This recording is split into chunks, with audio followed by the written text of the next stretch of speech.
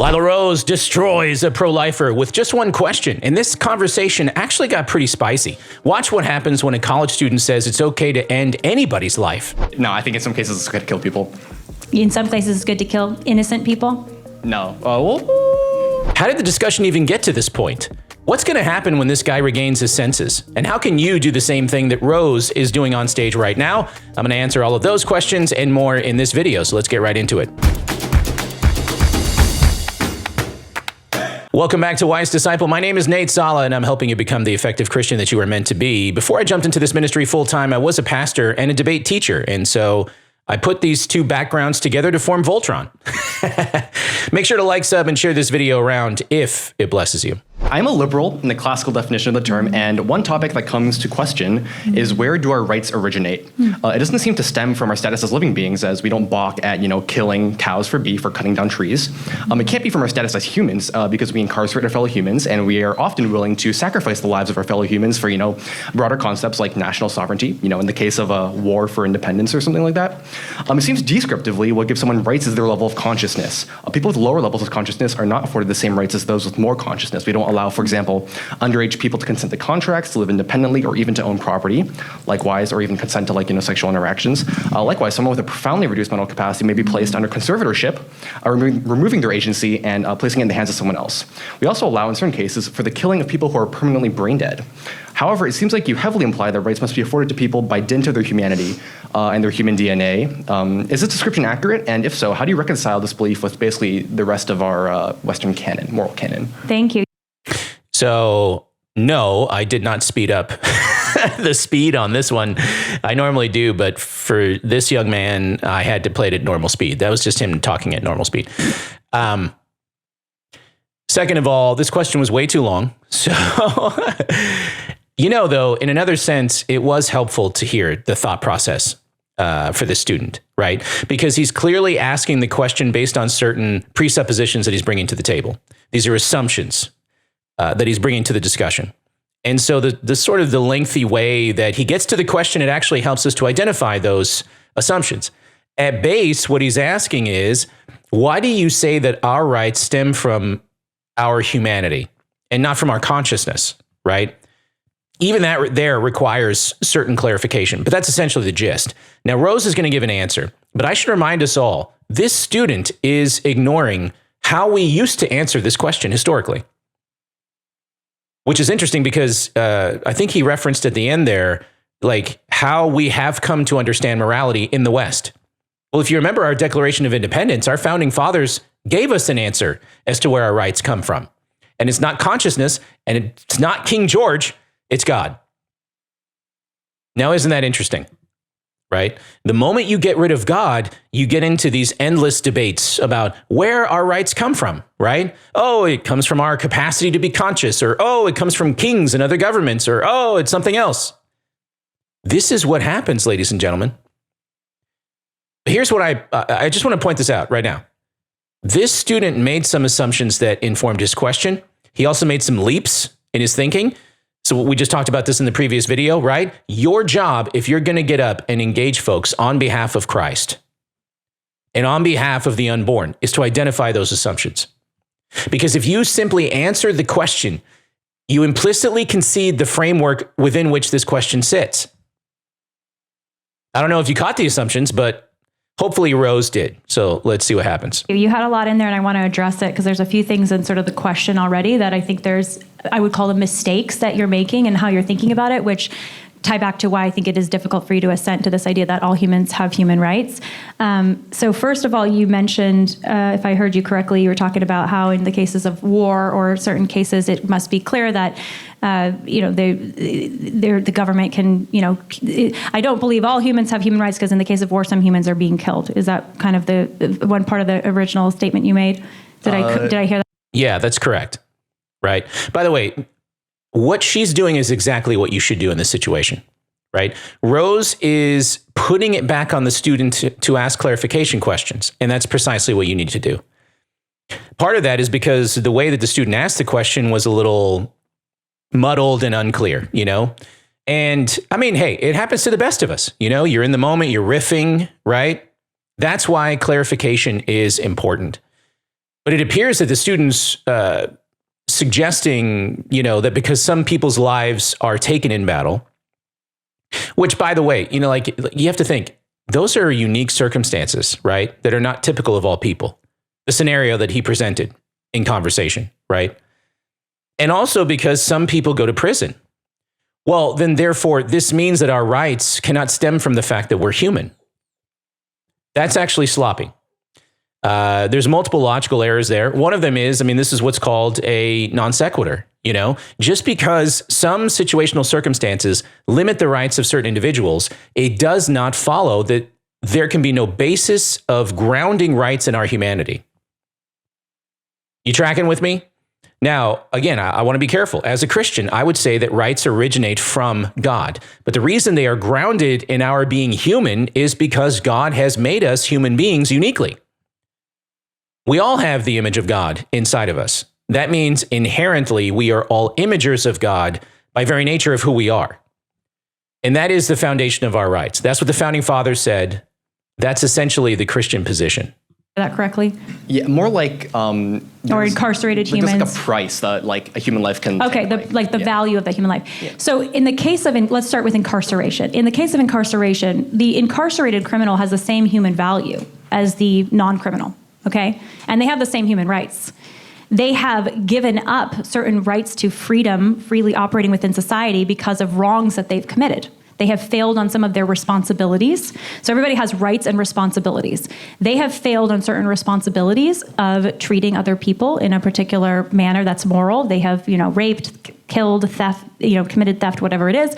And so they are behind bars, not because they don't have human value, but because they have ultimately given up some of their rights by not fulfilling their responsibilities. And that happens frequently in society, right? And that's it. Because some people decided to violate the inherent human rights of another person in society, we Americans have socially contracted to behave in civil ways with each other, right? But the consequence of violating that social contract does not negate inherent human rights. That does not follow. And Rose is pointing this out. In the case of war, certainly individuals who might die in war have the same human value and the same human rights as individuals in any other time, right? And there are such a thing as war crimes, where if you are targeting, as an example, non-combatants, if you're targeting civilians in a war, those would be war crimes that would be unjust killing, and it would be wrong, just like abortion is wrong. So I think the framework, which is the reality of that there is a certain natural order, that there are certain absolute rights and wrongs, and that there are certain absolute human rights that we possess, as well as human responsibilities that we owe. I think it works with some of your concerns or sort of your objections to why, this order can't work because what about war criminal? What about war? What about human incarceration? Yeah. It actually explains why certain people will give up their lives in battle, or why certain people will go to prison because of what they do. It's because of the existence of God-given inherent human rights. The fathers called them inalienable rights. That's the basis for the scenarios that the student originally provided, I think there was a third one, though, that you had besides incarceration and war. Was there a third one? Like killing brain dead people, or even like conservatorship. Killing brain, yeah. So in a matter of a brain dead person, so if you are truly brain dead, right, you cannot operate your body. You can't process food. You cannot operate your body without being on life support. So you're not killing a brain dead person by removing them from life support. Life support would be extraordinary care that is being offered to that individual to maybe keep them alive in hopes that they might recover, or maybe they're going to try some life-saving measure to try to resuscitate them in some way. But removing extraordinary care in a medical setting is not killing the patient.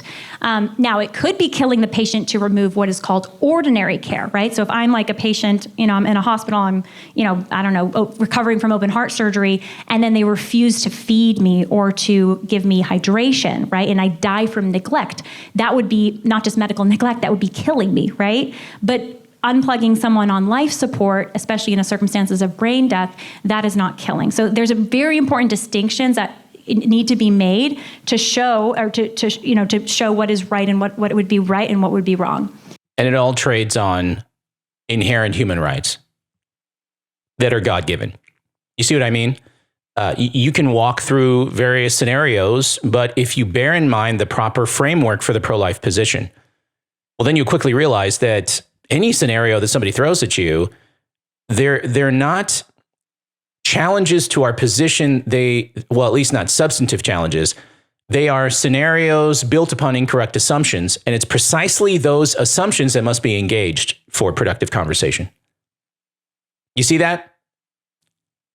By the way, Rose is doing an amazing job up there. She's done this once or twice before, I'm sure.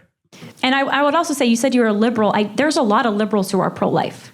Oh, so yeah. you don't have to be one political identity I'm or like another. liberal in the sense that like, like the European sense, like the moral foundation or like moral philosophy instead of like. So where do you get your moral foundation from? Hold up. My, how the turntables have turned. So watch the moment where Rose completely dismantles the student's position, right? Before, the student was asking a question. Now Rose has flipped it around and she's asking a question. And by the way, not to destroy this young man as a person, but to help him to see the futility of his position. The person is not the position. Again, I'm speaking to those of you that want to get out and do the same thing that Rose is doing. I promise you, if you do this with most people, which by the way, so that's not everybody, right? Not everybody is going to be intellectually honest. You know what I mean? But if you get out there and you do this kind of a thing with those who are genuinely seeking the truth, you will help them to see the futility of their position. Watch this. Is there absolute morality? Well, personally, no, I'm an anti-realist. Like, So would you say that in some cases rape could be fine? I mean, Is rape always wrong?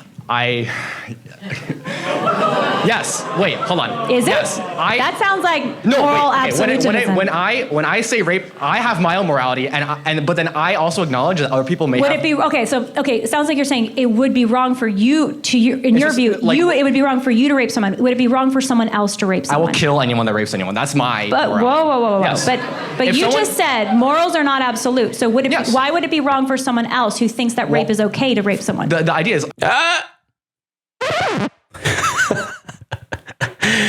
This is what happens, ladies and gentlemen. This is so good because it's a good model for how to walk somebody through the mistakes that they're making in their thinking.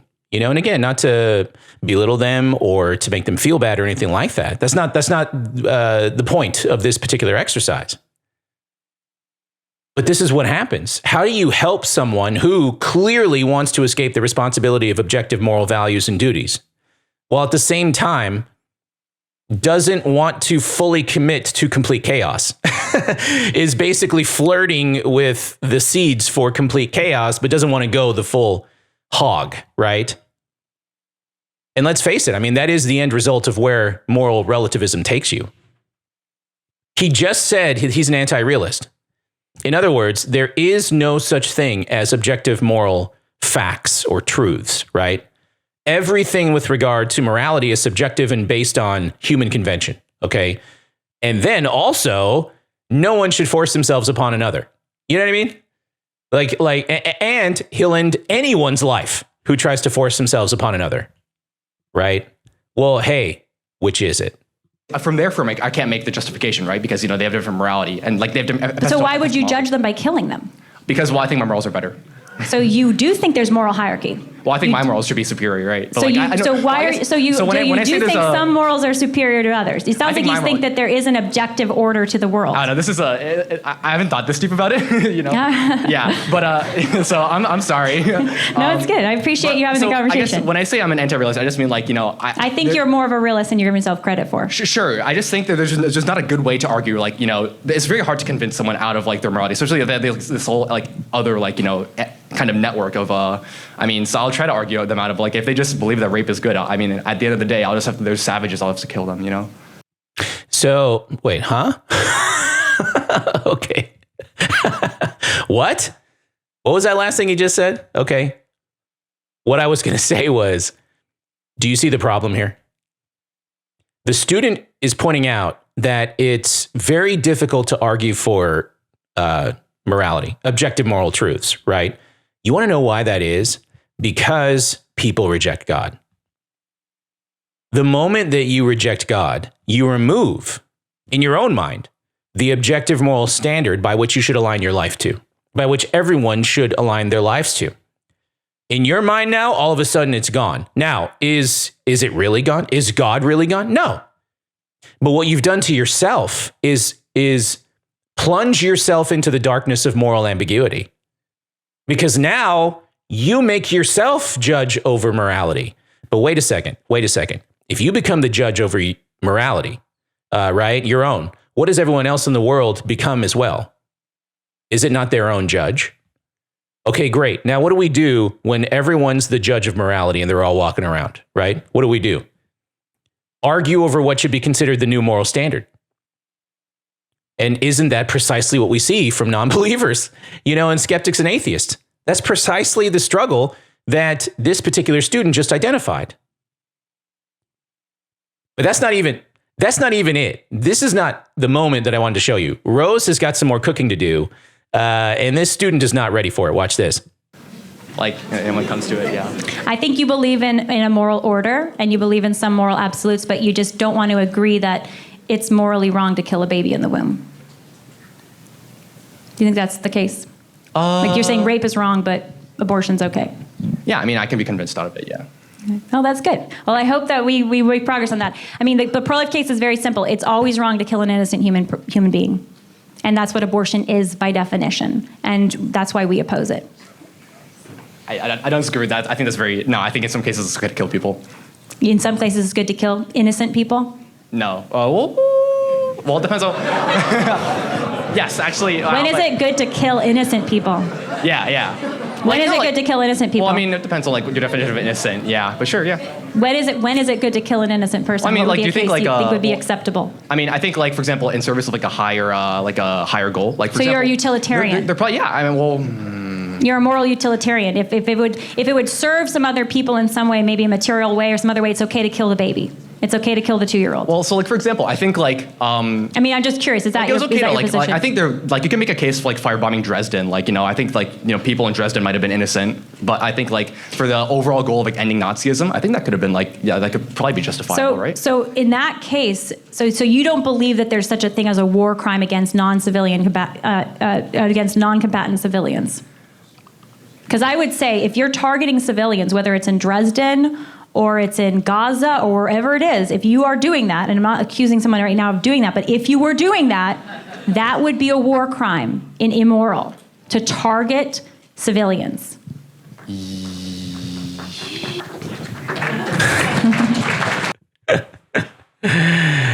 Ding, ding, ding, ding. Take him out of the oven. He's cooked. Notice what just happened, ladies and gentlemen, which is actually just as important in this moment, right? Rose maintained her witness. She continued to remain calm and Christ-like on stage, while at the same time, she completely obliterated this student's arguments. This lady right here, my friends, is a wonderful example of what the Apostle Paul was getting at in 2 Corinthians 10:5. Look at this. We destroy arguments and every lofty opinion raised against the knowledge of God and take every thought captive to obey Christ, right? Notice the distinction here that Paul makes. Notice who he's not listing in terms of the destruction that Christians try to bring. People, right? We're not supposed to be destroying people. We're destroying arguments. We're destroying every lofty opinion raised against the knowledge of God, right? Rose never sought to belittle or mock the student or make him embarrassed for having an opinion, right? I mean, obviously, look, this is college. I forget where this is. UC Irvine, right? So yeah, you're going to go to college because you're formulating opinions that should guide you for the rest of your life, right? That's why you matriculate in the first place, presumably. I don't know why. I'm too old. I don't know why students go to college anymore. But college is meant to be a kind of space where you wrestle with the good ideas and you wrestle with the bad ideas, right? In an ideal world. Hold on to the good ideas, get rid of the bad ones, okay? Rose is purely engaging the arguments. That's what you need to do, friends. No matter how crazy conversations get, which, by the way, if a conversation is getting crazy, that's a good indication that you shouldn't be in it. Amen. But no matter where the conversation goes or what it touches on, you show them Christ while also showing them the insufficiency of their worldview. what they should be feeling in terms of a real sting is not your sarcastic, mocking attitude, but the total collapse of their argument. Amen. Love the entire video. Love the conversation. There's some great arguments in there to support the pro-life position, so I encourage you to check it out. I'll leave a link for that in the notes below. Hey, this might be a good time to remind you, my debate masterclass series is finally live. If you are someone who desires to understand arguments and navigate difficult conversations, right? To get better at identifying flawed assumptions like the ones that we saw in this video, then my debate masterclass is for you. In this particular series, I'm going to go over each segment of debate. I talk about philosophy of winning. I teach you how to deconstruct arguments on the fly, right? I even give you my 3-step method for asking cross-examination questions. So I encourage you to check out the entire series. Go to wisedisciple.org/masterclass and sign up today. Hey, if you enjoyed the insights here, why don't you go check out my Patreon community? I'm doing a Bible study over there. You can get these videos ahead of time. You can meet up with me one-on-one on Zoom and more. So go check it out. The link for the Patreon is below. If you're into deep Bible study, I encourage you to check out Logos as well as Biblingo. I've partnered with both of them, and I think that they are going to be game changers for you, whether you're studying the scripture or you're trying to learn the original biblical languages. For those particular links as well, check out the notes. Hey guys, I will return soon with more videos. Thanks for joining me in this one. In the meantime, I'll say bye for now.